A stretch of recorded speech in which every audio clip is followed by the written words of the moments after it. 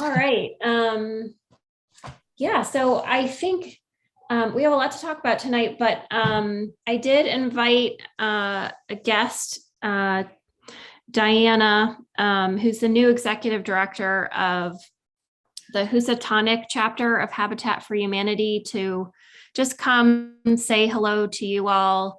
Roxbury is in their service area, although to my knowledge, and I think it's true that Habitat hasn't built anything in Roxbury to date, but it could if there was land available for that. So I just thought it'd be good for her to come say hello. Maybe talk. I know she brought a few members of her team, and maybe just talk a little bit about what they're doing in the town of Washington, as an example for you, in case you're interested. That sounds great. Jocelyn, Welcome. thank you for inviting us. I have asked a couple of members of my team. John Gonski is our board president, and Peter Arcoma, who is our new construction manager. So they're sitting in as well, and we'll be able to answer any questions you might have. So yeah, I know you're specifically mentioned the building that we have going on in Washington. So let me tell you a little bit about that and the history there and what we're doing up there. So Habitat was gifted land in New Preston about 5 years ago, I believe, right, John? Yeah, okay.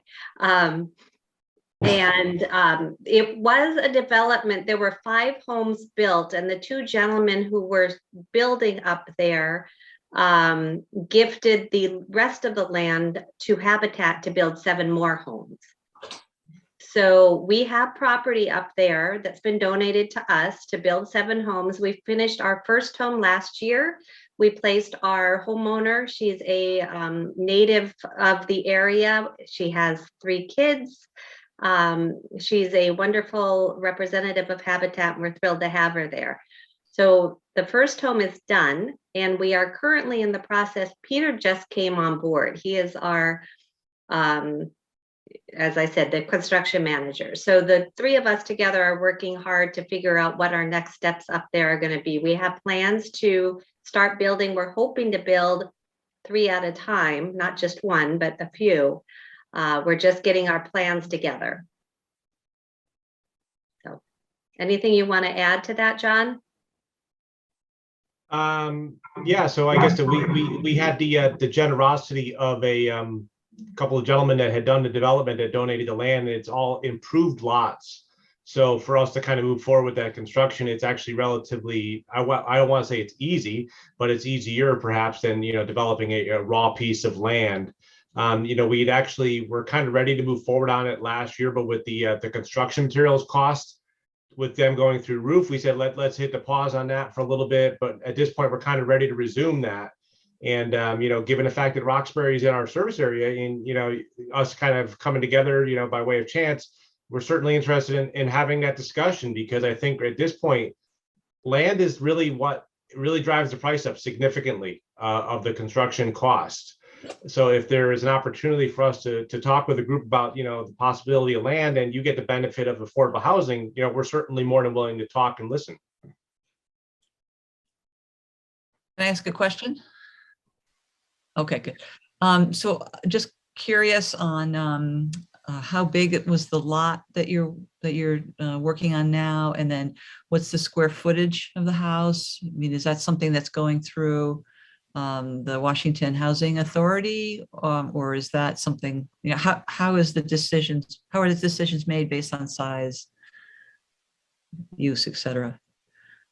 So the land that was gifted to us was already split into these 7 additional properties, and they're quite small. The individual pieces. Diana, I think they're about a 1/4 acre. And it's already been subdivided and approved. Yeah. So it's the subdivision that's approved and ready to go. And the houses, I believe, are about 1,600 square feet. Are they, if I can ask, are they individual well and septic or community? Yeah. They're community septic systems and they're individual wells. Okay. And then are you part of independent because it was donated to Habitat, kind of independent of the housing trust and everything in Washington, or yes, or in Yes, coordination? independent. Okay, Yeah, because the landowner donated directly to Habitat. to Habitat, correct. Exactly. And Yeah. to be transparent too, we've had some discussion with the Washington, Housing Authority up there too, because they like the direction that we're kind of heading with this, but they'd also like to continue to, they said they have a waiting list of people that want to be in affordable houses up there. So they have a demand, and that for us has been a little bit of a challenge to find the homeowners up there because it's a little bit on the outskirts. A lot of our homeowners, they work in the greater Danbury area. So Washington is about a 30-minute to 40-minute ride, depending on where they work. Roxbury, I live in Newtown, so I'm very familiar with Roxbury. It's very close to Danbury. So. But would you guys be targeting people on that waiting list, or do you No, have a waiting list that's already? So when we met with them, what we talked about was when we are ready to start building these 2, 3, whatever we end up working on coming up, they're going to help us get the word out in their community. And what they said is they have the teachers in their community are looking for homes. So it wouldn't necessarily be our waiting list because, as John said, a lot of the people currently that we're working with are more in the Danbury area. But they have a list of people and they will put us in touch with them, and they're eager to get us moving forward with these additional homes. Diana, I'm actually on your website now, and one of the things is a pre-screening application. Yep. So when it comes to the area of income members in your family, so what are you looking for? What's that range that qualifies or pre-qualifies someone to be eligible for a Habitat home? So that's a great question. So our affiliate does not hold our own mortgages. Our mortgages are held with or gotten through Newtown Savings Bank. So our homeowners need to apply for a mortgage with the bank just like any other homeowner would. What Habitat offers is we pay the down payment on the home, which is a huge stumbling block, as we know, for so many first-time home buyers. And then we subsidize the mortgage. So their monthly payments are less than what they would be. So to answer your question, it would depend on the price of the home. If you're looking, right now we have I think it's a $200,000 townhome that we're looking for a family to fill in New Milford. And we talked to the bank and they said roughly that couple or single, whoever it is, ends up in that home will need a $45,000 income. So these are working families. They're, so they have to have a decent income. They have to have a good credit rating. And by good, the bank says at least 620. And they need to be first-time home buyers. So those are the main 3 requirements. And they fluctuate again, depending on the price of the home. Okay, so I guess I'm more concerned about the upper end of what qualifies for Habitat. So if somebody makes if a family makes 100,000 a year, and a lot of places that's a good amount, but in other places in Connecticut, 100,000 if you have a couple kids is not, That, yeah. So you're asking, is there a limit of when we would not consider a family? Is that what you're asking? I guess so, yeah. So John, correct me if I'm wrong, but I think if the house, for example, up in New Preston, those homes are around 300,000, the last one that we built up there was valued about 300,000. So you do need a family that's making more than the 45,000. So I don't really know, to answer your question, what the top income would be. It would depend on the value of the home that we have. In my experience with the other Habitat chapter up here in Northwest Connecticut, it's usually between 50 and 60% of the area median income is the target, which is, again, significantly below $100,000 for a family of four, for example. I was going to chime in there that it's probably tops out at about 65 to 70,000. I think is about where we would top out. So for that family that has 100,000 income, they would be outside the income levels for one of our properties in probably in most cases, unless we were building in somewhere farther lower Fairfield County. Right. Like a $300,000 home. Right. That's, Yeah, Right, but keeping in mind that we build a $300,000 home, but we're paying the closing costs for the family. And in many times we buy down the mortgage, $50,000, $60,000, $70,000. So we look at the individual family, so we make sure that it is an affordable circumstance for them. And we have that degree of flexibility, with each family. That becomes, then it kind of gets it into our mission, our job is to find affordable housing for a certain income level. So does the Habitat model get us? That's a Jocelyn question. Yes, the Habitat model gets you units that count towards your affordable housing inventory. Right. Another question I have is, what happens when the landowner or the homeowner, right? They buy in, they're the Habitat people. Woo, it's great. Then they go to sell. What happens then? When the Habitat owner goes to sell? Yeah, they're moving. What happens? I mean, it's their home. So, it's not. But it is a limited equity model, correct? Yeah, so Diane, I think I know the question that's being asked here. So Yeah. If they were to turn around in a year's time, they would have no equity within the property. And I say that we buy down the mortgage. That is what we call a silent second mortgage. So ultimately, it's a forgiven mortgage over a period of over 10 years. Over 20 years. It's a forgiven mortgage. So let's say we contribute $50,000 to the transaction. Over the course of 20 years, if they live in that property, because we find that most of our homeowners live in the property for the duration. They don't turn these houses over. We've had that happen, I think, twice out of the 30 or so houses that we built. It's been very, very few, and those are very unique circumstances. So we actually have a clause built in there where that second mortgage, it gets forgiven a little piece every year.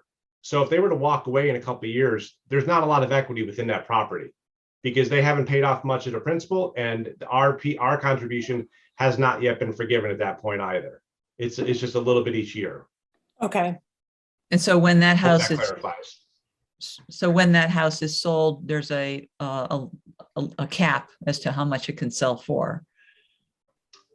There's not a cap as to how much But they by could sell it virtue of the for, but they mortgage, would yeah. have to pay back Habitat if they decided to sell out within a couple of years, or Oh, they would.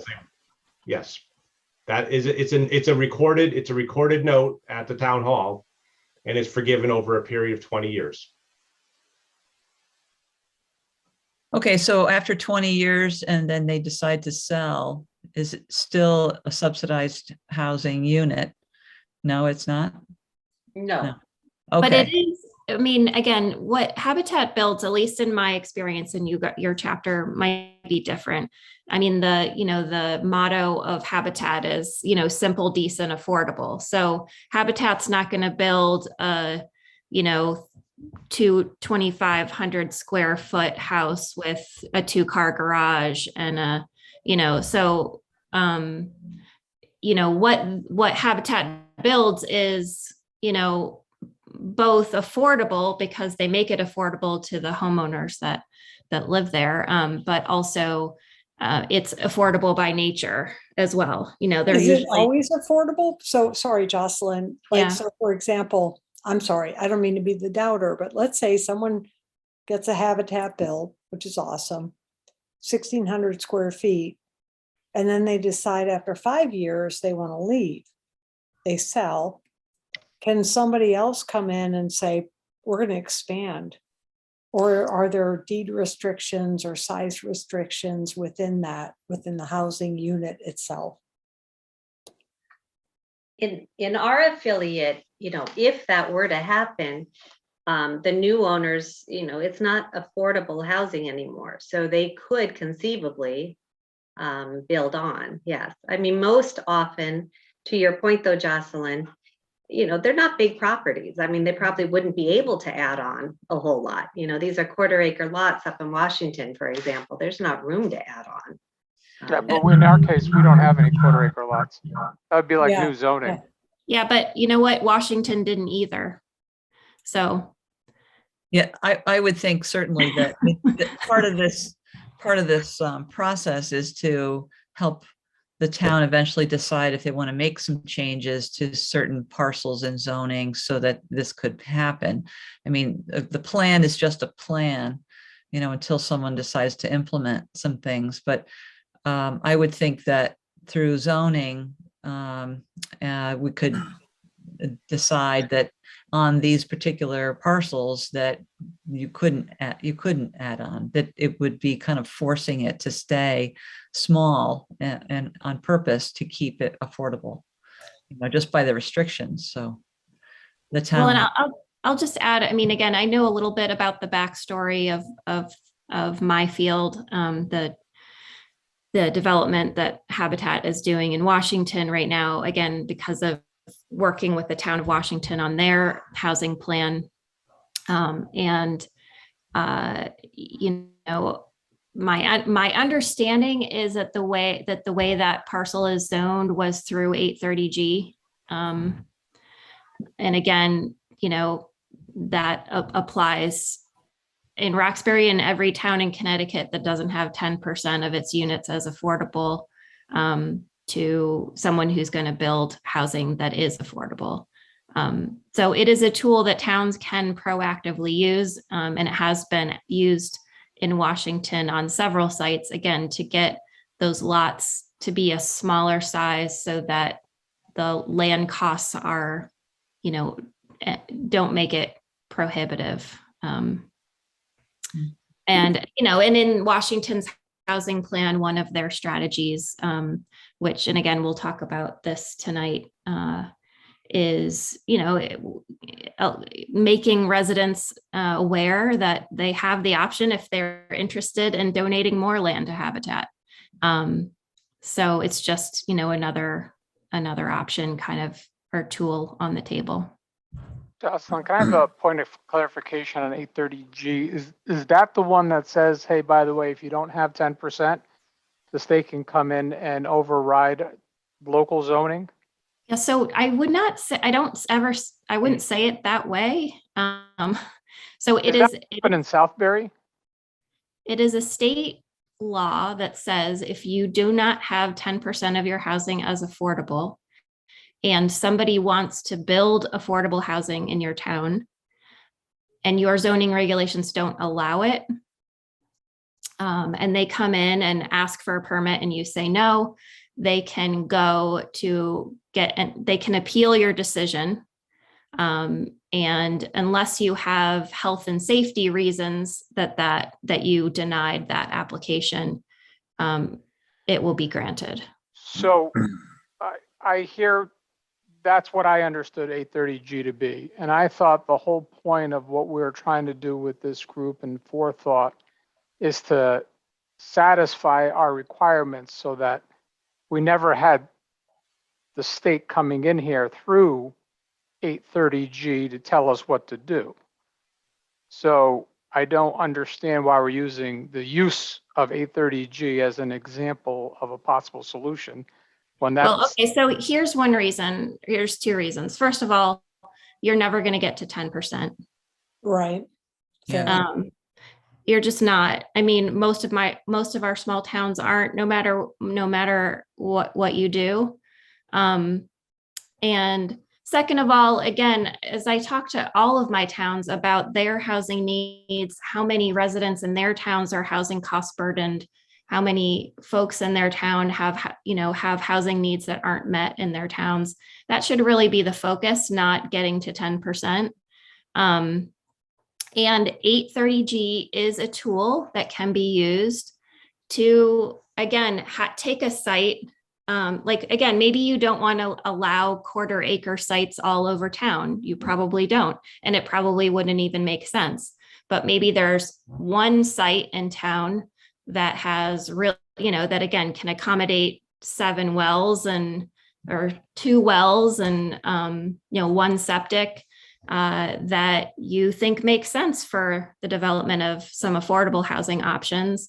And, a Habitat or a housing trust could utilize that 830G tool to get that done. But in conjunction with the plan. Yeah. And wetlands, always, you still have the wetlands limitation. Totally. And you still have to make sure that So you're zoning, you can make it, you can override zoning, but you can't override wetlands. correct. You can't override wetlands. You still have to get health district approval of your well and your septic. And that's going to be the limiting factor. Yeah, for sure. Yeah. Anyway, I don't want to get into 830G. But I just wanted to invite Diane again, just talk about the habitat model again, in case it's a model that you think, could be helpful in No, Roxbury. Diane, this is awesome. No, it's Great information. Sorry to ask Really the, helpful. hard questions about, Well- what happens next? Because I think what you do is awesome. I mean, it really is. And it can make, if we, I can see that being a solution and, if a parcel comes our way Mhm. as Well, it and means. I But I also, also think it should be in coordination with Housing Trust and this committee. That's just my opinion. well, and I guess I'll add one more thing just in case you don't, it doesn't have to be a whole neighborhood. In fact, most of at least the homes that I'm familiar with, like for Northwest Connecticut Habitat, are just one house here and there. So I think, again, I think if somebody donated 2 acres and there was in a 2-acre zone, you could, and donated it to Habitat, they could build, again, a simple, decent, affordable home for a first-time home buyer.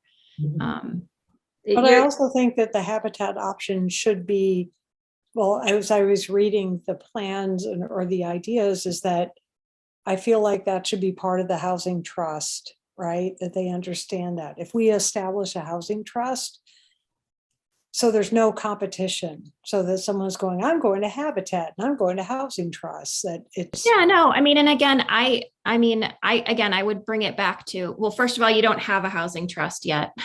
But if we do.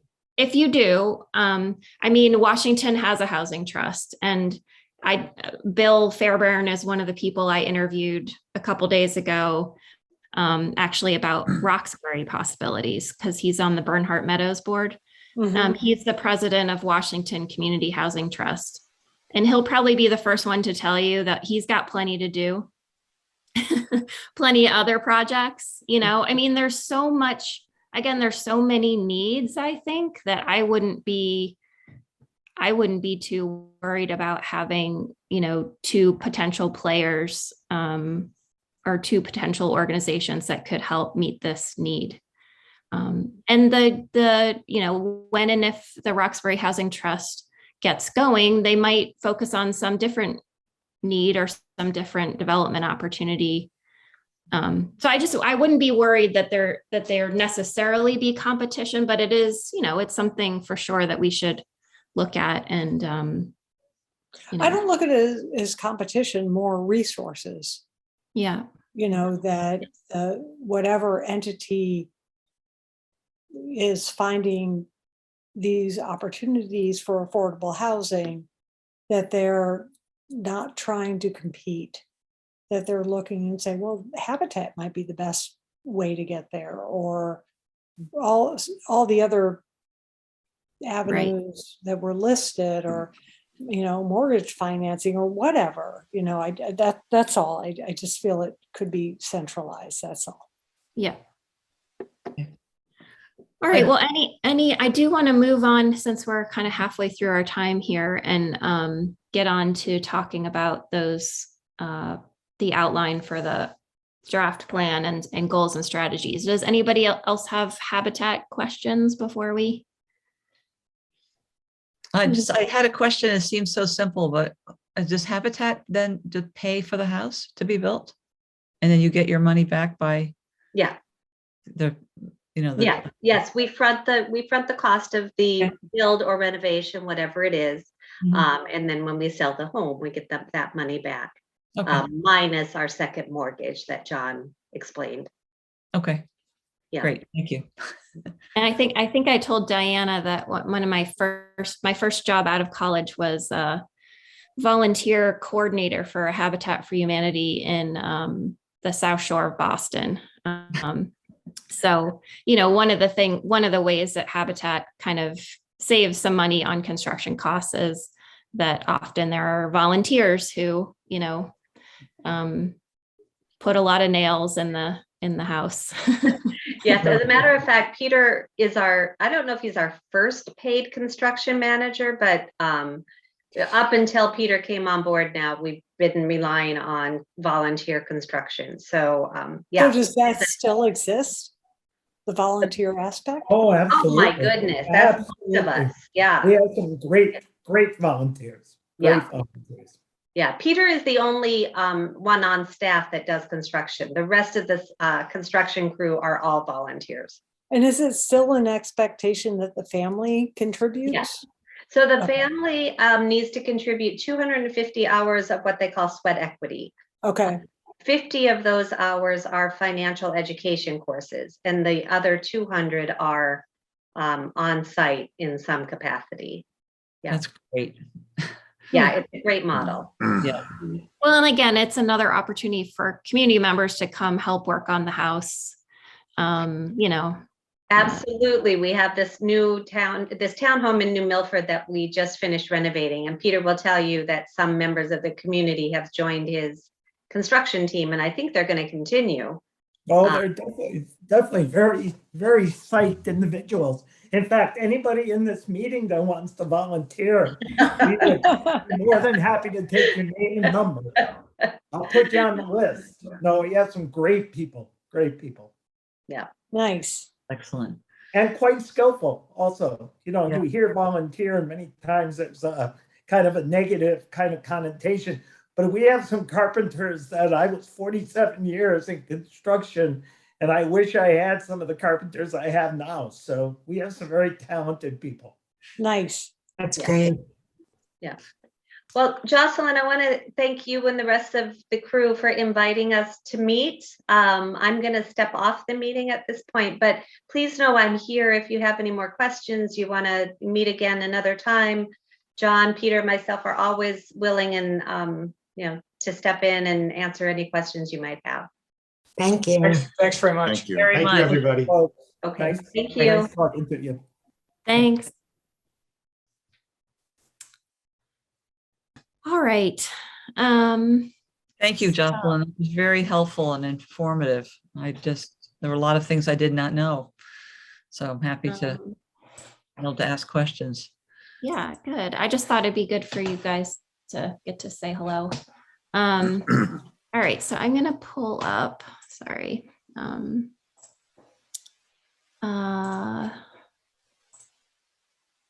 The document that I hope everyone got a chance to take a look at. And I think, so we'll look at the draft outline, and then we will look at the kind of goals and strategies, ideas. Actually, I want to open this in Word so I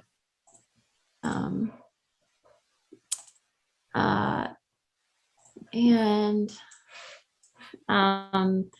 really, again, our goal here will be, to keep kind of take off any ideas that, you don't like. Try to flesh out some of the others. But we'll definitely come back to these at the next meeting. So are you talking about the document we started last time, or, oh no, this one? Okay, got The it. one that I sent to you last week. Yep. So this, I guess we'll talk about the outline real quick first, if it's okay with you. One of the things I was thinking about for the Roxbury plan, this was actually one sleepless night at like 2:00 in the morning. I woke up and I was thinking about Roxbury's plan. I couldn't go back to sleep. And I was thinking about these kind of examples that could be in the plan to help. For example, talking about forming a local housing trust and giving some examples of some of the others and what is their role and what kind of developments do they do.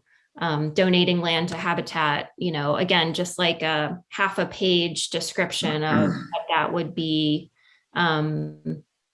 So anyway, that's just, a piece of it that I was thinking about for Roxbury related to some of the strategies that are in there.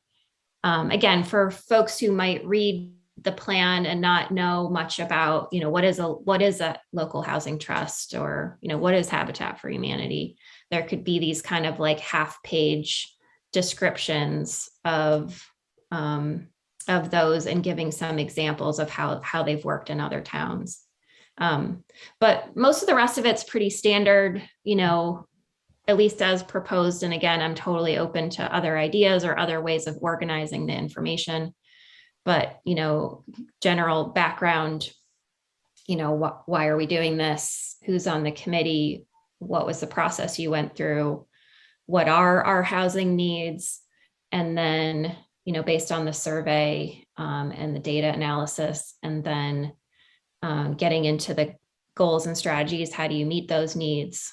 And then I could do these kind of, I call them case studies or examples, but again, just like, half page with maybe a picture or graphic of some of these that kind of help flesh out some of the goals and strategies that are in there. And then there are just a bunch of things we can link people to in terms of additional resources. Or not. I mean, it literally could just be a link, if people want more information, or we could attach some of this if you want. I think it's all good, Jocelyn. I do too, yeah. Thank you. The one thing I'd like to make a point of is the most important thing in that entire list is forming a local housing trust. Right. That I would like to see highlighted to bring attention to whoever reads this, as I feel that's the most important thing. We all know about needs, we all know about profiles, but forming a local housing trust is the answer to this dilemma. I agree 100%. And make it stand out first and foremost. And as I was reading it, the whole background further on that Jocelyn, I think you're going to show us, is that I kind of saw that the housing trust almost carries out a lot of roles, not just finding land and building houses, but communicate, unless you guys feel differently, communicating the zoning changes and, some of the stuff that this committee has charged with or whatnot, that, I mean, would it be that that trust is involved in, I hate to say all things affordable housing, but looking at all the avenues that are available from the state, from local, from Habitat? Does that make Exactly. sense? Exactly. Like the an word I'm thinking of umbrella. is- I was thinking maybe, I agree, and maybe the way to do it is almost have like an executive summary at the top and say, the best vehicle or something like that to really make it stand out and go there first. You have it as the first goal in the longer part of the document. Mhm. Yeah. Because I think the people would join, I'm going to come from a land trust perspective. It's like, we have land and we preserve it, but there's other things that we do. And a housing trust, it's not just acquiring land and building houses. It's also, I think, it would be efficient that it has the job of educating, our residents on zoning things and apartments and, all the other things that would get us to a goal of affordability. Julie, can And we say it's a point of coordination? It's Yes, something that we can, So, yeah. yes, And it's non-political. Yes, absolutely. Yes. Well, okay, so let me just say, again, in my experience with housing trusts in other towns, and I'm thinking specifically of, well, really any of the small towns I work with that have entities that do this. But Salisbury Housing Trust, I'm thinking of, and Washington Community Housing Trust. One thing I will say is that usually if, and again, it's usually an all volunteer organization. Now, if it somehow got enough. no, it would be volunteer. Of course. Yeah, okay. But let me just say, if it's all volunteer, like most of our organizations are, and they take on a project, that's usually all they can do. So for example, obviously it depends on how many volunteers you have, how much time they have to give. But I will tell you that, again, for example, in the town of Salisbury, we have a housing trust, but we also have a town housing commission. And that commission is the one that does the communications I piece see. of it. The commission does the trying to help find sites or land, communicating with residents about zoning changes, because the housing trust is busy building its next house, finding its next family, finding So finance. Jocelyn, is the commission nonprofit or is it appointed by the town? And is the trust nonprofit? The trust is a separate private nonprofit organization. And then what's the commission's role?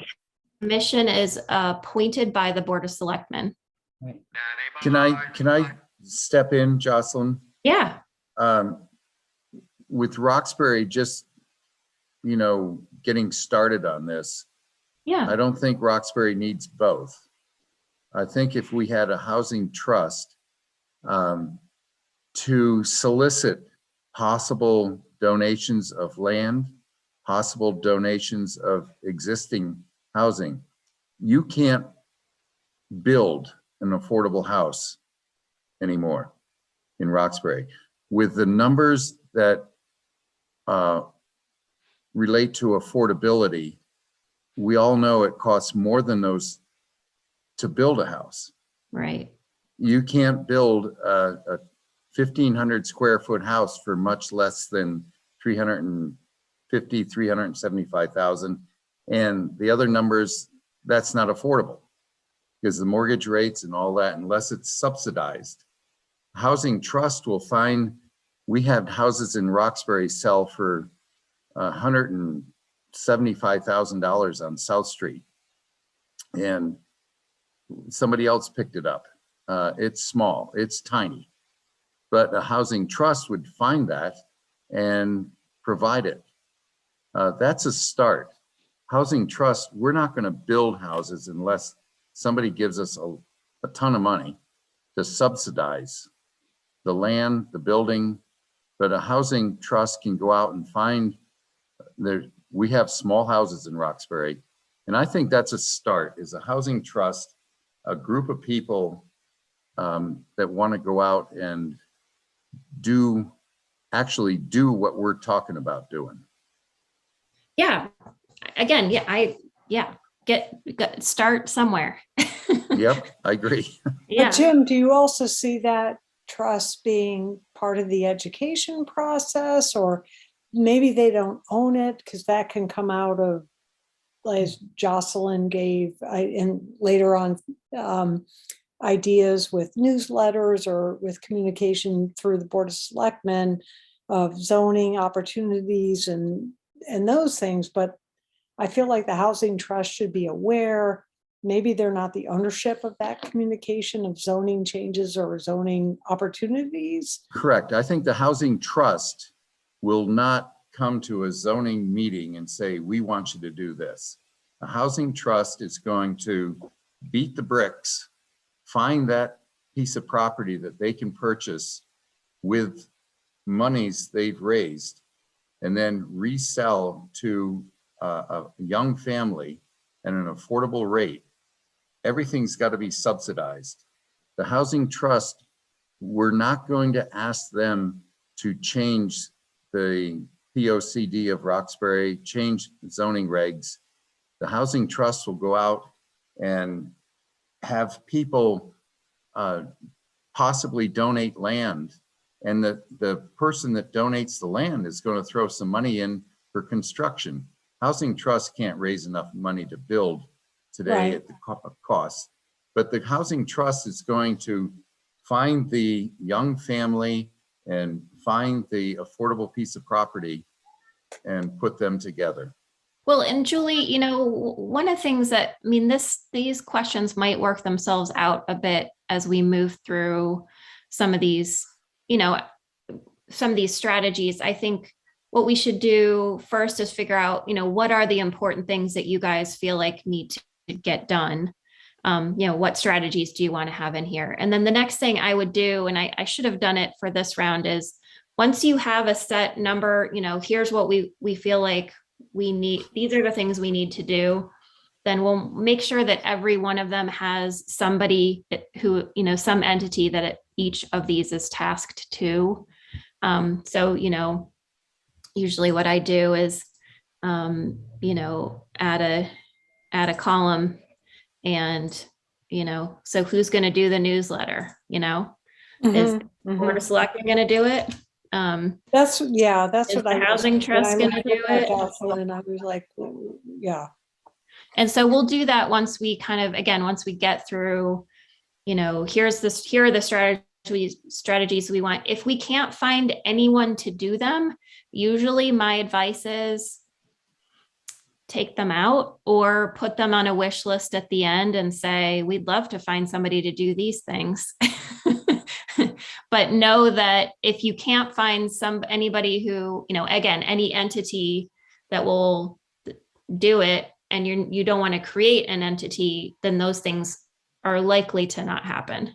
But you could certainly put them again at the end on a wish list of ideally. Is it reasonable to expect that the housing trust would eventually be kind of expected to be knowledgeable on initiatives, connections, funding? So Yes. So here's what happens. Again, one thing that, again, we bring to the table in Northwest Connecticut is we have our Regional Housing Council. So that's a group of, these small nonprofit, again, other housing trust type entities in the regions in our small towns that get together 4 times a year and share information and resources. Also, you've got my new organization, the Litchfield County Center for Housing Opportunity, which will be working with this new group if we get it going to help provide, get volunteers up to speed. But almost every one of them, again, has 1 or 2 volunteers that have been around a while and they've learned They've learned a lot of those things, but there's also a lot of resources that we can connect them to that know those things. So they just need to know to reach out to those folks. Do you know what I mean? Like, I have a question about, how do I get this? I just have a site, but how do I get enough money to find out whether, do perk tests or whatever? Call Jocelyn. I'll tell you to call David Berto and find out what the funding round for pre-development is next. Okay. Just an example, you know what I mean? So they don't have to be experts. They just have to be volunteers willing to learn and reach out to folks who can answer their questions. I think the Housing Trust is with us right now. Are we it? Probably. I do think that, That's why we're here. I think that the idea of a housing commission is a good idea, but I think that because of the limited number of bodies in town, that we'd want to make sure there were enough on the housing trust and get that set first. Yeah. Yep. So that would be, I agree that that's with Jim, what he said, that's the focus, to make sure we had enough people who were interested, willing, able to handle the job. And then the county commission may come after that, and once things There's get. a need. Yeah, exactly. Yeah, We don't one step have at a a bunch of time. commissions with nothing to do, so. I like Jim's idea. This focus on this. This Yeah. is everything that I've heard from everybody, and way back to the planning meetings. This solves a lot of that apprehension that is in the community. A lot of the other ideas just pour gasoline back on the Yep, fire You're of right. the arguments. That's right. So I agree. Agreed. Yeah, if we focused on this, and I think we'll have plenty of volunteers. I mean, that's our community. We volunteer for things. Probably sometimes some of us too often, too many things. But again, we also don't have to say how many. A lot of organizations and committees will limit themselves to the number of people to meet quorums and things like that. There's creative ways around that to create more hands to make lighter work, committee work, and so on and so forth within one organization. I just think that having that housing trust, focusing in on that, maybe a far second would be if the perfect scenario came down for a village that just helped us jump up a number, but even that village might fall under the housing trust. You know what I mean?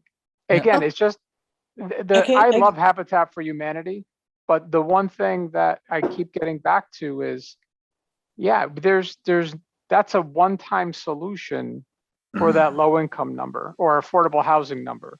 It's not a recurring. It's not a revolving that was door. my question. Well, and I will tell you that like the Northwest Connecticut Habitat for Humanity, that's not the case. Usually in that case, Habitat has a first right of refusal, and usually Habitat purchases the home back from the And home. we could look at that. I mean, those Yeah. were the questions I was asking, because Yeah. it's the doubter, like, and then what? Right. Yeah, That's- no, totally. I mean, and again, I think if somebody had that concern and there was not a Roxbury Housing Trust and they wanted to donate land, you could put that restriction in place, in my view, or work with work with Northwest Connecticut Habitat. So anyway, but yeah, I hear you that ideally it would be a Roxbury Housing Trust. Yes. So let's try to move through these a little bit. It's already 7:55. Okay. We have 5 minutes. Let's go. It sounds like people are good with these strategies under forming a Roxbury Housing Trust. Is that everyone good with those? Yes. So, and then these strategies were around, again. I love that. I think that, I don't know, Kim, Jim, like, I think that's great. Which one? Number Goal two. Goal 2. I mean, do you think that's doable? I think that's amazing. I think it would be wonderful. That's a Might be- different question. Jim? It's a different Jim? question of whether you Jim? think it's gonna Jim? be. Jim? Jim, yes. We talking about rentals or condos? Okay, I've always thought, this is me, that taking a larger home and converting it into 4 units. I'm not talking condos. I'm not talking 20. So just rentals, accessory apartments. No, I'm saying if you could take, I always in my little mind say, just take a big barn Yeah. and carve it into 4 units, You want to rent them or sell them? sell them, That's condos. That's That's kind of, condos. but it's 4 condos. Or you could rent them. Or you can rent them, or a Rent, duplex. from a zoning standpoint, rentals are more doable than condos. Yeah. And even rentals is a stretch. Rentals are more doable zoning wise. Condos. But if, can you do, so help me with zoning, can you do a 4-plex? No, we can't do it now, but if No. zoning changed to allow that, is that doable, or does that open it up to a 20-plex? It's common walls, and we don't even have, you can have an apartment within your primary and size restricted. To build a multifamily house in Roxbury can't be done at this time, even if they're both rentals, common walls, and it would have to go, obviously, public hearing, approvals. Condos, don't want to go there. No, Just no, that- I know, but I'm thinking, okay, I'll just put it simply. Take a big 4,000 square foot barn and chop it into 4. Yeah, I think that's a great idea. Can it be done? Okay, is there a primary residence with this barn? No, it becomes, now it's So the barn complicated. is all by itself. Or it's a barn house. Okay, let's say I level my house and I build on my property, I'm not going to do it, a 4,000 square foot something, and I allow for 4 units in it with shared Well- septic. Does that have Sure. to be a condo? Is that always because, the condo. And it If you sounds sell common. it, why it's is a it a condo. condo? Because I lived in a semi-detached house in Washington DC that we owned. It wasn't a condo. But it was. Well, Yeah. we already allow, Roxbury zoning allows 1,800 square foot accessory house on your lot with the primary. And within the primary, you can have another apartment up to 40%. 40%. But I can't take a common wall, right? I could, In the Like the house, apartment. the In the apartment in the house. house is common wall. And then you can build 800 square foot accessory house 18. on your lot and rent it. but But you not, have- but it has to be, one of the units has to be owner occupied. No, we changed that too. Oh, Right. really? Yeah, because Terrific. we You couldn't, can rent all 3 of them. we couldn't enforce it, and it's against the Right. zone. You can't. You can rent your house, you can rent the apartment in the house, and you Yep. can rent the 1,800 square foot house on that lot. That's 3 right So there. what do you think is the danger in allowing, say, again, 4 units in one building that are owned? And rent out 4 units. no, oh, No, each No, of those 4 Oh, units in, Well, the last That's time we condo. said the word condo in Roxbury, we got our I know, heads taken I know. off. So does it have to be a condo? That's what I'm confused don't about. say the word condo. It doesn't Yeah. really matter. Again, if it's one building it's a large building, it's being converted into 2 or 4 units. It's really no one's business whether it's owned or rented. Oh, yes, it is. Oh, yeah, it is. Oh, Absolutely. yeah. So Jim, Yeah. let me ask Honestly, a question to Jim. you can't do that by zoning. You can't say whether it's owner or renter. We can't in Roxbury sell a unit. Yeah, right now we can't do that. No, I'm not saying you, right, but you could write a regulation that allowed someone to do what Julie is saying she's gonna do at her house. She's And gonna rent tear them. down her house and she's gonna build a barn and she's gonna split it up into 4 units that she's gonna sell to Yeah, each one no. of you. Only Never gonna people happen. I like though. And she will live in one stall It's, with I a will- horse No, together. but there is honestly, a nice like, barn there already. there is. So I take my barn and no, but in all honesty, I'm not trying to be silly or anything else. I'm just asking the question because to me, visually, if you could take a property, and I always think in my mind, an Ed Katie barn, and put something like that, and it has 4 units, and there may be it's probably complicated because there has to be a homeowners association and shared maintenance and everything else. But would that help solve a problem? Well, I think, what, if I may, Rentals or condos. if you're if you're thinking about something like that, we're going back to one of the things on the list, and that is the Beebrook offer up in Washington. Oh, yeah. Okay, so it's not necessarily, that could go both ways. It could be something that is, it should be on a particular piece of property. It wouldn't be on some homeowner's lot where they could sell units. It would be a separate piece of property where zoning would, if the town agrees and whatever, that on that particular piece, we could have 2 to 4 common walls, multi-family housing, however you want to put it, with, depending on septic and, the health district and what they say and what can be put there. But, it would not be a resident with something on their property and selling a unit. It wouldn't. It just won't fly in Roxbury. It would be a separate piece of property. Does that make sense? Everybody get that? No, Yeah, but- I don't get that. I don't get that at all. Beebrook it's a condo project, isn't it? It is, but I'm just saying that that's one of the things on our list that Yeah, but I think that's a huge stretch.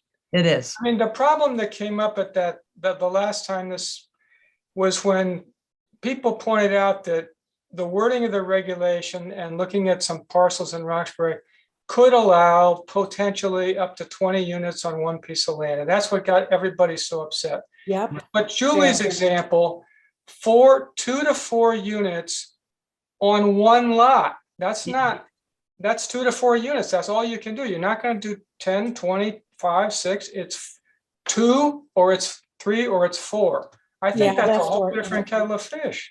I do. And so I'm sorry, because I wasn't clear. And what I meant was that it could be either handled as Beebrook is, meaning that it's not affordable, but it is downsizing, or it would be deed restricted and then made affordable. So are there 2 different ways to go with that type of a project, depending on who's running it and how that, depending. But It it's doesn't still too happen big. in Roxbury because we don't have it in our reg, but that doesn't mean we can't. I'm just saying, could it be a possibility? Like, could you, and, could it solve a problem of, we, as was pointed out, like we have so many 3-bedroom homes. That's what we have, and 4 and 5 and 6. And is it a possibility Trying to bring up your point. to allow for, not condos?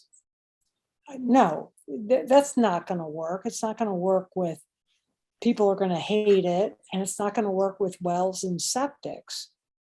But could, and I understand that with existing zoning, you can do things within your property to allow for accessory and stuff like that. But is it possible for a landowner on eight acres that would have this well and septic and all the thing to convert their property into a fourplex or a duplex? That's all. Right now, you can convert your property into 3. Can't Right now, current sell zoning them separately. regulations. No, right, you Not can't sell sell, them, rent them. right, Right. yeah, So You can Jim, rent- can we you take can- Julie's idea separate, yeah. and have the housing trust own it? So we got a big barn, Yeah. 4,000 square foot barn, split them equally into 1,000, 1,000 units, owned by the housing trust, so that we can put whatever stipulations to make the community happy, and then have the housing trust run them. That is a direction I think that might have some legs under it. But That's a housing authority. well, That's not, housing trusts that's not what they do. All right, well, we're getting the terminology. yeah. wrong So then.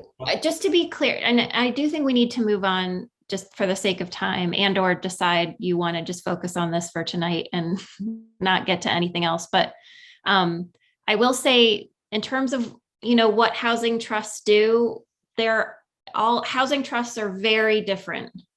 Lots of different housing trusts do different things. So, the Roxbury Housing Trust can do whatever the Roxbury Housing Trust wants to do. But it could do rental, it could do ownership, it could turn a barn into 4 units, it could do condos.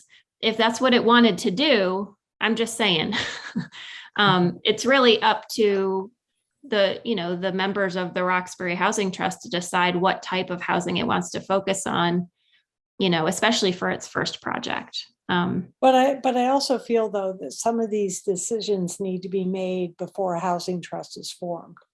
For example, if a housing trust gets together, be it us or be it other volunteers or whatnot, and then they start having the same questions, we're just we're just spinning. Let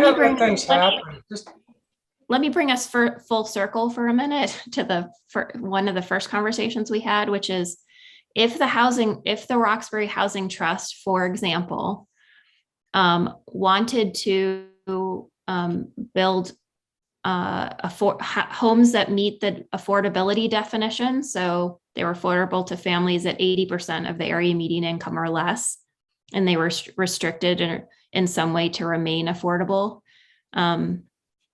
they could build, let's say, 2 units on 1 acre, or on 2 acres, even though that's not allowed by your zoning through 830G. Yep. And I understand why you brought it. So but I mean, ideally you would work it out ahead of time and make some of these changes that you would want to see allowed for those that meet the definition of affordability, and those that, as you said, Julie, just create some smaller sized options for folks. But if you don't get there, I'm just saying you don't have to do that first. Like, you can do these things simultaneously. And so much of it is about the opportunity, like, the housing trust, again, like you said, they get themselves formed, they go out and find somebody to donate a piece of land, or they find one that's for sale, inexpensively. And it's about what makes sense for that piece of property. Or, maybe if it's Julie's barn, maybe what makes sense is to turn it into 4 units. It just depends on where am I going to put my cars? No, just kidding. It just depends Next on to what your the horse. opportunity is, So I have something that I would like to just raise, which is not exactly what we're talking about, but it is another way to look at the issue of, especially like people who are who want to downsize, but there's no place to downsize to, but they want to stay in Roxbury and they really don't know how to handle this. They live in a too big house or whatever. So there's something called home sharing. Now, home sharing, I'm going to read this first paragraph so that you can get a definition. Home sharing is a living arrangement in which two or more unrelated people share a house or apartment. A home share program provides a service that helps to match a person who has an extra room or separate unit available, and that person is called a provider, to connect them with a seeker who is looking for a place to live. So you might have a house that has 4 bedrooms and a widow who lives in this big house with 4 bedrooms. And there might be another person who lives in a big house who can't really care for that house anymore and would like to stay in Roxbury and doesn't really have a place to go. She may, or he, could be a he, could be connected or matched with this first person. And maybe after a lot of, you have to go through this whole process, which is a little, it's complicated, but it's comprehensive. They might be matched with each other, and person B might move into the house of person A. They may pay rent to person A, they may do chores, they may whatever, they may help with everything around the house, but it's like, it's providing a need for people who just want to stay here or in whatever town it is, but can't afford to. And they could maybe sell their house and they could move in with another person and share the house. And it doesn't even have to be like a single person. It could be maybe person A would love to have a little family move in, and so that there would be kids running around and they could have like grandma. Is that an like, organization? services. And so I'm chair of So the is that Council an on Aging. organization that runs that? Or? I'm chair of the Council on Aging in town. And Geraldine Tissot, who is our social services director, among other things, is on this committee. And she was involved when she lived in Westchester. She was involved with a home share program. And she knows how it works, and she has resources, and she's very well versed. And the Council on Aging decided that we would like to bring up this opportunity or this option or this another way of doing things to this group tonight, and just bring it up as an option and another way to look at things in addition to what we're already looking at. So I think that's a great way for a solution. But my question is that formally or informally run? Because informally, anybody can do that today. No, it's not. You're right in that they could do that today, but this is a formal program, and it's got guidelines, it's got rules, it's got people who look at, like they make the match, they draw up contracts. It's a very formal and structured process. So can I just throw in, I did a little research today on home share programs, and I was thinking about it a little bit. And most of the other programs are county-wide.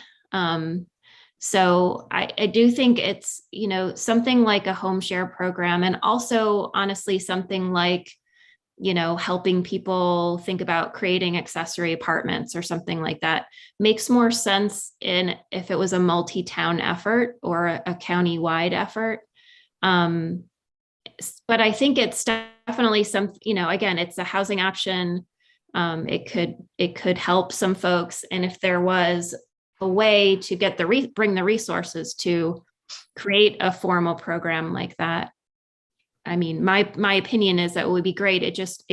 I don't think it could be supported at the town local level. I personally think it would just have to, not if you want bring the resources that you would really need, I think, to do it well. Maybe not. Maybe it would be multi-town or area wide. But I think with all the things that we've been talking about and all the issues that we have around housing, I think you can have a multitude of options for people. Yeah. And this could be Totally just agree. one option. Yep. And Yeah, but maybe it- just be like Roxbury and Washington. It's more about like, you know, But I you- still you- think that that would have to fall under like an option. Again, I kind of go back to the housing trust. Like who would own that, right?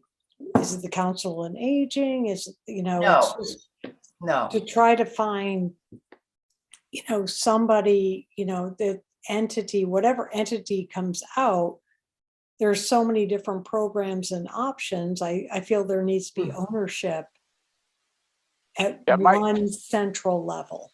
And my question in regards to the formality of it is, how do you count it towards the 10%? I You mean, don't. a lot of people. I think it's totally separate, but I don't know that. Yeah, And I think the Well, 10%, and Jocelyn, I sort of read between the lines. I think the 10%, you said it, we're probably never going to achieve it. But if we're moving in the right direction, that's the goal. right. I don't Some think we areas can that- focus on the hard number. We And- just and can't. I mean, sorry, it just, the land, all the constraints that are in our town. But if we move Yeah. towards that, am I correct, Jocelyn? Yeah. No, that's right. Again, yes. Looks like like in California, there's areas where these arrangements did count towards affordable housing goals. But one thing I want to bring up is if the town is going to put their stamp on this or some kind of endorsement of the concept, my problem with it is, and I don't know for sure, but if this is subject to the Connecticut landlord tenant law, then if I own the house and I bring in widow Jane or whatever, and we have a disagreement and I want to get her out, or the owner wants to get her out, You're screwed. you're going through, you know, eviction procedures, and that can take 6 months in good circumstances. And here, if you have elderly people that don't have anywhere to go, you know, it could take, the owner of that house could take a long time and a lot of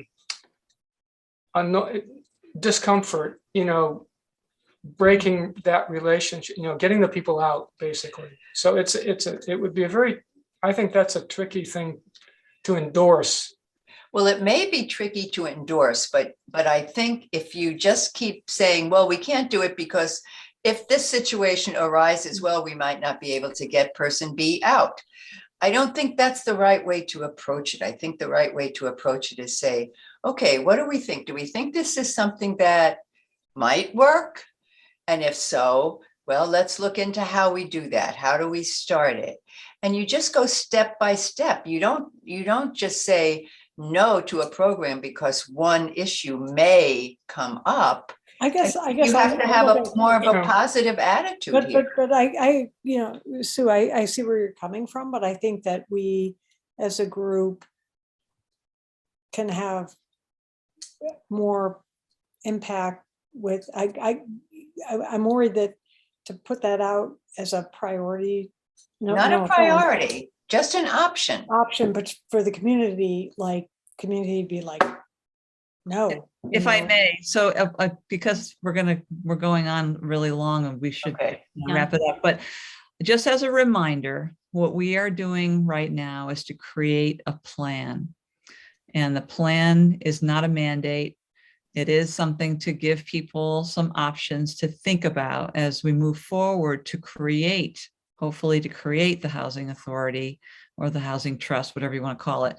And, you know, so, you know, I just kind of want to bring it back to that, you know, so putting in something about things that make people, that educate people and to help them understand what some of the options might be going forward, should those things create interest and people want to create home sharing or the trust, et cetera, that this is a document like the POCD that can be used as a guide should people decide to move in forward on those items. So I don't think it's a problem personally. And Jocelyn, you can, you know, talk about this a little bit if you want, but to put ideas in, as long as we agree that they're ideas and we don't have to.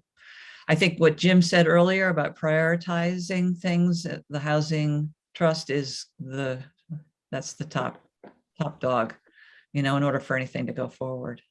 Fair. Yeah, and I just want to add one other option to the list, and then I think we should decide what you want to do because it's already 8:20. I want to go to bed. Yeah, I just wanted to mention, I think I mentioned it a little bit earlier. I did talk with Bill Fairbairn, who again, he is on the board of Bernhardt Meadows. He also works for the group Elderly Housing Management, which is the nonprofit that manages and builds affordable senior housing really all over Connecticut. He, I don't know if many of you know him, but he did live in Roxbury for a time. He's in Washington now, and he's, he's the president of the Washington Housing Trust, the Washington Community Housing Trust. Anyway, he told me, interestingly, that there are 80 seniors on the waiting list for Bernhardt Meadows right now, 80. And I talked to him about whether there would be any chance of adding some more units there so you could get some of those 80 people off the waiting list. He thought it would be worth exploring. And Jocelyn, I saw yeah. that, but Yeah. would that all be subject to the HUD rules? What are the HUD rules? What do you I mean, mean? in other words, to get into Bernhardt Meadows, you have to have an affordability issue. That's how it was built. Yeah, it would be affordable senior housing. Yes. But it's very difficult, correct me if I'm wrong, for people in Roxbury. It's not a downsizing option for people in They just have to give away all their money first. And Well, then they can get it. There are people in Roxbury. I mean, Bill told me he's got a couple people he went to high school with who are senior. He went to high school with in Roxbury who are seniors now who would like to live at Bernhardt Meadows. But do they qualify? That qualify. Okay. There's 80 on the They might list. not be Roxbury residents today. It sounds like they want to come back to Roxbury. And in a lot of cases, it is that they want to. It is that they had to move away and now they want to come back. But sometimes I think you guys would, again, if you look at the different income levels you have in town, there are people living in Roxbury that qualify to live at Bernhardt Meadows. I also think to remind everyone that, the plan, which I think we have this great opportunity to offer suggestions on various fronts. Some of it is Bernhardt Meadow, some of it is Housing Trust, which we have more control over in terms of, maybe people who, are living in town. So there's a whole big wide array there that we can make change to help people. So anyway, I just wanted to mention that because I think not another only is question, Jocelyn, sorry, with Bernhardt Meadows, would there be any, maybe you don't know the answer, if it was expanded, would there be any ranking, or do you know this, that Roxbury residents or people affiliated would jump to the top of the list or no? so Sorry, Jim. no, again, no. So the thing is, there's the practical realities of what happens when a unit becomes available at a place like Bernhardt Meadows or any of our other small towns, which is the people that hear about it first are the people in town or the people that have connections in town. So what I hear from most of these organizations, and we could check with Bill on Bernhardt Meadows specifically, is most of the folks that live there grew up in Roxbury, worked in Roxbury at some point, had to move away and come back. I will ask Bill, but that is my understanding of at least most of the other affordable housing developments that I talk to in small towns. So you can't, fair housing and this is true of all housing, not just affordable housing. You cannot say someone can't buy your house because they didn't they didn't live in Roxbury before. So you can't say I'll only rent to people from Roxbury, not on the private market, not in affordable housing. Of So course, but I think there's a misconception, like people are like, I've heard this a lot, like, I can't get in there. People, it's well, unknown. yeah, I mean, there's no question that it doesn't work for everyone. And again, I think, but I don't think it's to known what it works. I've known people that have certainly qualified. I know people that live there, but I don't know. There's a lot of misunderstanding as to how to get in there. okay. You get in there by qualifying first and getting on a list, and they go strictly by that list. There's no preference if you used to live in Roxbury or whatever. Right. It doesn't matter. It's a list. So let me add that to my list of things to explore and maybe do like a little explanation case study about, to better explain that. But, again, in my mind, to Kim's point, I think this is just one other, potential tool in the toolbox. Absolutely. And I guess the exciting thing for me to hear from him is that he says, he said that his company, which is called Elderly Housing Management, would be willing to, if the town was interested in, adding, 4, 6, however many more units there at Bernhardt, they would be interested in developing them. That's So very cool. That's good. exciting. Yep. But And it's there is- great, there which is- is awesome, but I think the perception is going to be for Roxbury. yeah.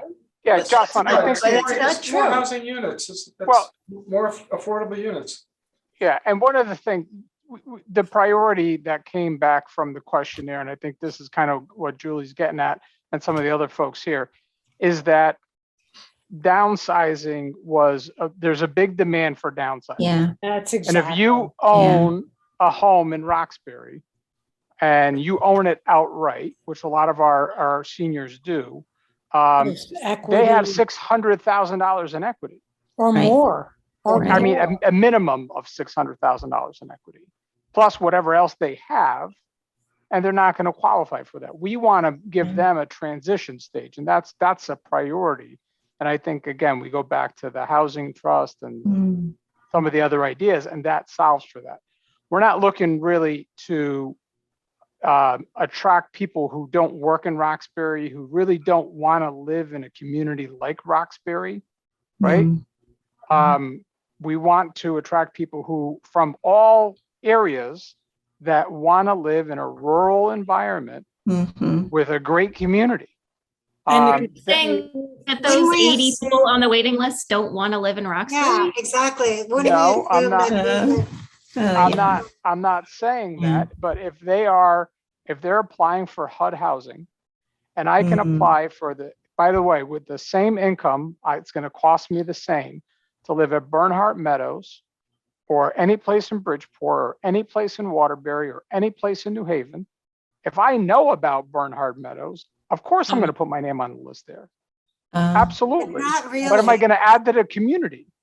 Not really, because someone who lives in Bridgeport is not going to want to live in a rural. They're going to want. Well, you're right. You're right. You know, I mean, I think somebody that wants the to 80 walk. people on the list and the fact that they're staying on that list and willing to wait, have made a decision that they want to live in Roxbury, and probably most of them have ties to Roxbury or maybe to one of the surrounding towns. That would be my. Judy, I don't know about that. All right, let's get back on track. I think we need to stop. I want to Okay, just. it's time to stop.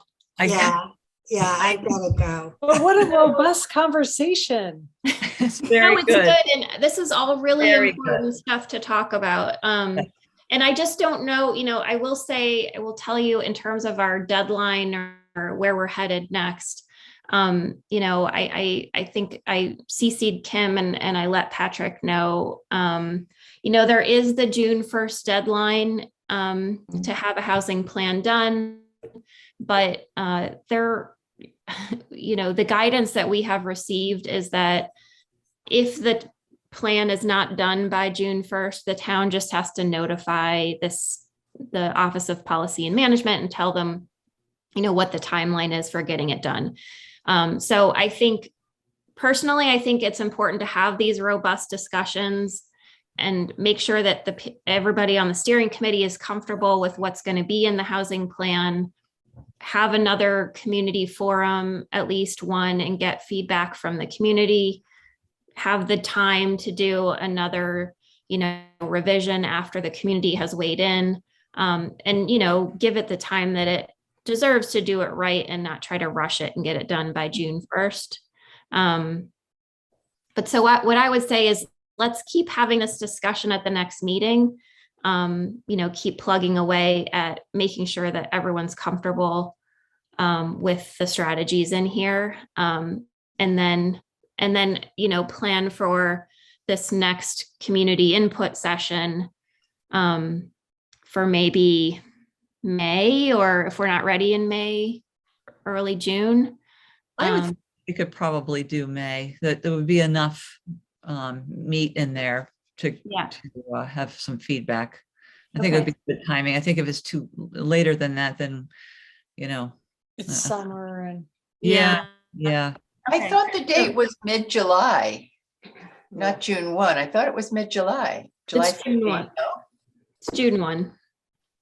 Oh, Yeah, we thought it was July as well. So I did. And yeah. originally, so. All right, so we'll try to do it in May. We'll try to do the next community forum in May. So we'll try to get through, again, get everyone able to discuss all the issues and get comfortable with what you want to present to the community as ideas. And they're not necessarily, like, some of the things are ideas. I mean, they're all ideas. All of them are ideas. Yeah. So we're not saying like zoning changes. Let's get it done next month. Okay. Oh, no. No, we're just saying, what do you think about this potential zoning change, for example? Should this go to planning and zoning for them to consider? Yep. All right. So to get us out of here, to leave right now, just Jocelyn, can I ask a question? Yeah. When we take this plan to our community, so to speak, do they say yay or nay, or no? We're the boss, right? Again, then the next step is to take these ideas to the community and get their feedback. And the steering committee goes back and says, what do we want to incorporate? What do we not want to incorporate? Okay. And then once the committee is comfortable with the plan, it's up to us. Yeah. Okay. Well, it's up to the Board of Selectmen.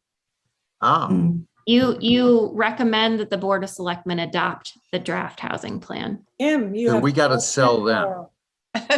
Power. So it doesn't go to a town vote? No. Okay.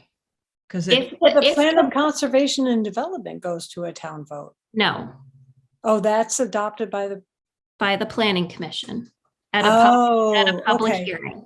Okay. Gotcha. And I do think it would be good to bring the final draft housing plan to the planning commission to state whether it is consistent with their plan or not. And then hopefully it would be, and then take it to the Board of Selectmen to, again, this steering committee would recommend adoption of the plan. So they have to approve, the Board of Selectmen approves to have this adopted. Yes. Okay.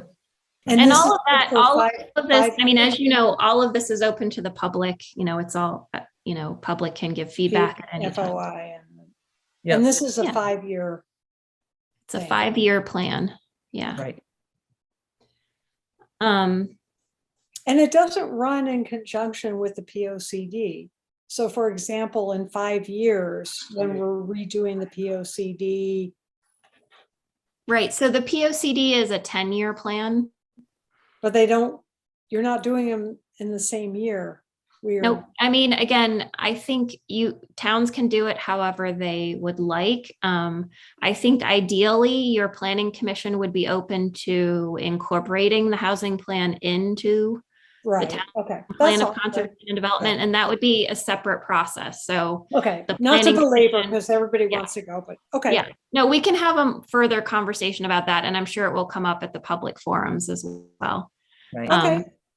So in terms of the next meeting, I'm sorry to do this, but I have to move it from the third Wednesday or whatever, in April.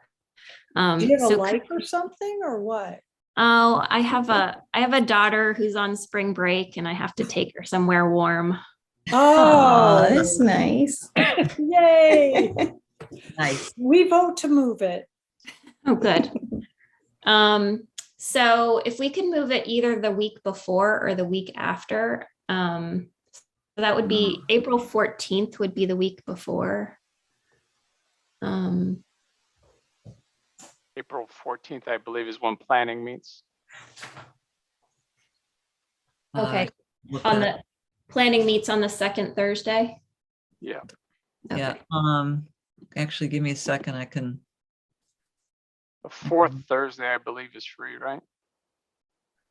yeah, the fourth one, there are no meetings.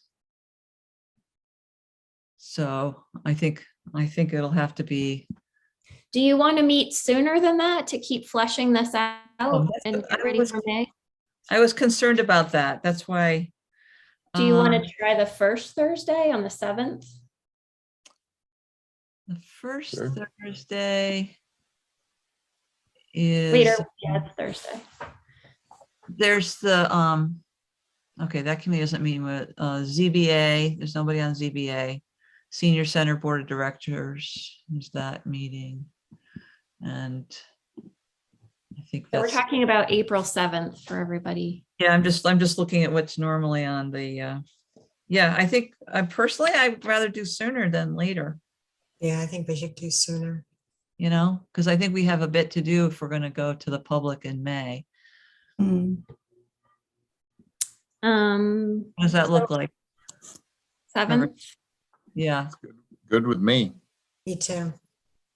yeah, everybody okay I'll with be that? traveling, but if it's Zoom, I can do it. Yeah, it will be Zoom. Okay. Okay, 7 PM.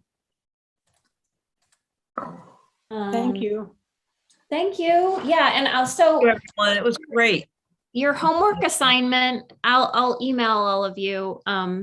But again, anything that you think that we need to explore between now and the next meeting, like any information you want me to bring to the next meeting on any of these topics, email that to me, but I'll email you Okay, as a follow-up. all right, that's All right. great. Okay, Thank you. sorry it's Thank so long tonight. Thank you all for your time. Okay, Thank you. so much. Have a good night. Thank you, guys. Thanks.